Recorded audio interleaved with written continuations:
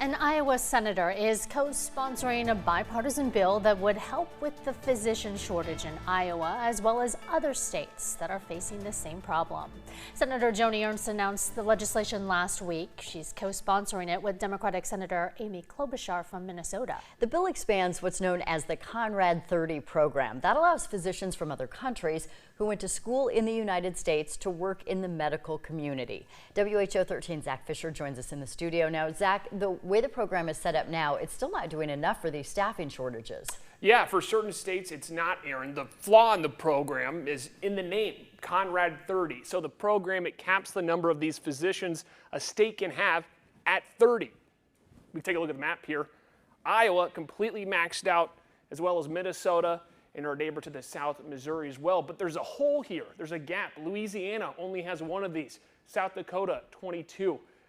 Tennessee, 19, and others as well that don't reach that 30 threshold. So this new bill would allow states that don't use all those 30 spots to have those spots go to states like Iowa, which could use a lot more than just 30 of these students. So Senator Ernst said on Friday that there were roughly 400 open Conrad 30 spots across the entire country. That's 400 doctors, physicians, or specialty positions that could be filled and aren't.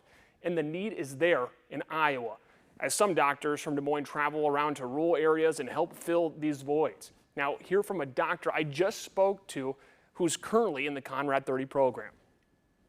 In this era where you have 800 plus cardiology open spots in different areas and not 800 people to fill those 800 open spots, you're going to have a shortage. So I think the shortage of doctors starts from not having adequate fellowship spots to not having adequate Conrad 30 spots.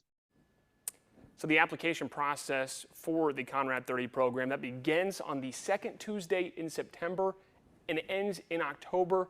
So ideally, if this bill passes sooner, there's going to be more holes and more voids that would be filled. And actually, the doctor had just mentioned to me as well that there was 44 applicants in the state last year, and we could only take 30. So there was 14 doctors that were looking for work here in the state that couldn't, Aaron. Yeah, we could sure use them. Okay, we know you'll keep us updated. Thanks.